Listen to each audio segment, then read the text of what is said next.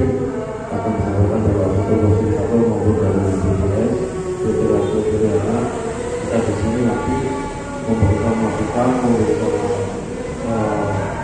pilihan ini termasuk kriteria. Oleh karena itu nanti kami harapkan kita semua bisa melaksanakan kerja ini dengan baik dan adil biar nanti data ini bisa menjadi benar-benar tepat sasaran. Nah, di kelompok kesejahteraan ini, di kolom 2 ini ada 4 kode yang akan kita kelompokkan nanti. Kode 1 itu berarti sangat miskin. Sangat miskin. Kode 2 itu berarti miskin. Kode 3 itu rentan miskin. Dan kode 4 itu berarti tidak miskin. Nah, yang dimaksud atau yang dikelompokkan untuk yang sangat miskin ini yang seperti apa? Dari pengertian sangat miskin itu orang yang tidak bisa memenuhi, orang setiap harinya itu tidak bisa memenuhi kebutuhan sehari-harinya kalau tidak diberi sama tetangga atau sama orang lain. Terus dia juga tidak punya rumah, usianya juga sudah lanjut, sudah tidak produktif, itu dikategorikan sangat miskin. Nah, yang kedua, miskin. Miskin itu dia itu masih punya rumah, meskipun rumahnya tidak layak. Dia juga masih berpenghasilan, tapi penghasilannya itu kurang untuk memenuhi kehidupan sehari-harinya. Itu dikelompokkan ke kode 2. Kode 2 berarti miskin. Kode 3 rentan miskin. Jadi rentan miskin ini kelompok keluarga yang rawan menjadi miskin karena situasi tertentu. Misalkan awalnya dia itu kerja, terus tiba-tiba sakit, akhirnya tidak bisa kerja, usianya masih produktif. Nah, itu dikelompokkan ke kelompok 3 yang rentan miskin. Terus kerjanya musiman, buruh bangunan atau buruh tani.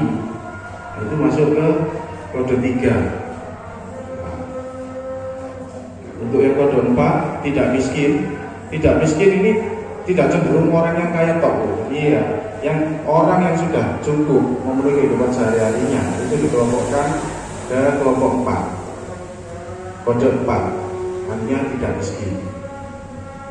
Sampai sini cukup jelas oke? Nah, yang selanjutnya di kolom 3 itu kolom 3, 4, dan 5 itu berisi nama kepala keluarga, nama anggota keluarga lainnya, dan alamat. Itu tidak usah diotak-atik meskipun tulisannya salah, karena itu kita dulu datanya itu mengacu kepada apa yang tertulis di KK itu.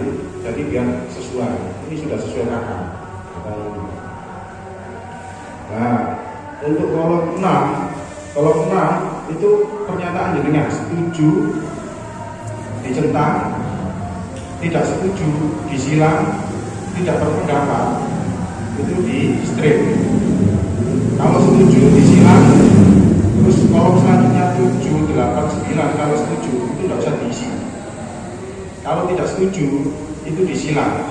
Kolom 7 disesuaikan. Kelompok yang sesuai misalkan, oh si A ini ternyata itu tidak miskin, di sini di kode sangat miskin. Padahal dia itu secara kesejahteraan sudah meningkat menjadi kelompok 4 tidak miskin. Berarti yang nomor di kolom 2 ini kodenya dicoret, diganti kode yang sesuai, misalkan kode 4. Terus nomor 7 itu dituliskan kode 4. Nah, untuk keluarga, untuk nomor kolom 8, nomor urut keluarga ajuan, itu maksudnya keluarga yang sama di dalam daftar ini. Oh, keluarga ini si A itu ada, ini kode keluarganya si B. Si B ini nomor berapa? Misalkan nomor urut 3. Nah, itu nomor urut keluarga ajuannya diisi nomor 3. Kalau tidak setuju seperti itu. Terus alasannya ditulis. Kenapa? Di awalnya di kode miskin, kok jenengan tidak setuju dirubah ke kode tidak miskin. Alasannya apa? Misalkan, oh dia itu mempunyai aset yang banyak, terus mempunyai usaha, nah toko atau bengkel yang saat itu besar, seperti itu, bisa seperti itu. Lalu untuk tanda strip itu pernyataan tidak berpendapat itu untuk orang yang sudah beda atau jenengan tidak kenal di sini. Ini kamu itu ada di sini. dikasih tanda strip, dan juga untuk yang meninggal itu dikasih tanda strip. Jadi misalkan kalau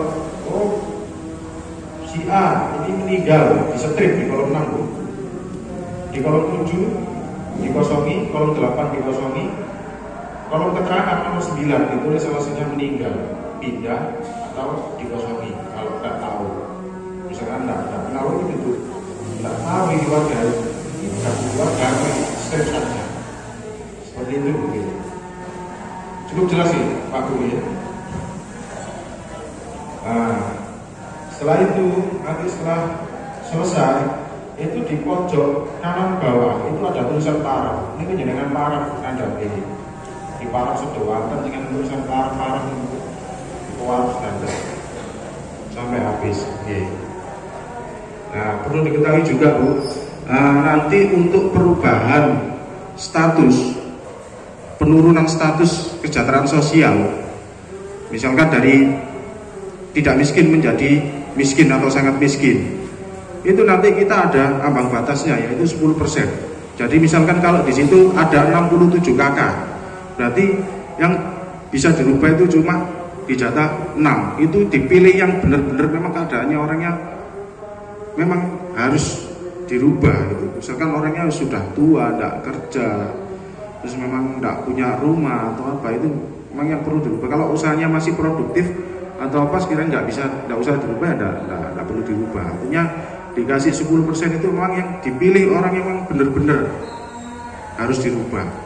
Atau misalkan orang yang sakit atau apa itu, dilihat di situ jumlahnya masing-masing itu berapa kakak, atasnya itu 10%.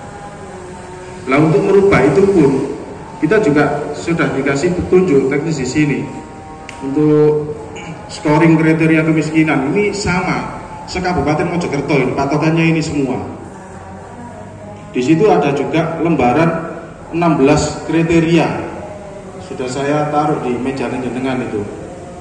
Nah, itu 16 kriteria untuk merubah status dari tidak miskin menjadi sangat miskin atau miskin. Itu harus memenuhi minimal 8 dari 16 poin yang ada di situ, baru bisa dirubah. Kalau tidak memenuhi itu, misalkan cuma memenuhi 5, tidak bisa untuk dirubah. Itu sudah ada scoring kriteria kemiskinan ini untuk Reksosik ini sekabupaten Mojokerto itu sama, pakai 16 poin itu. Jadi nanti tolong diperhatikan, memang kalau memang benar-benar itu sudah memenuhi itu, ya tidak apa-apa nanti dirubah.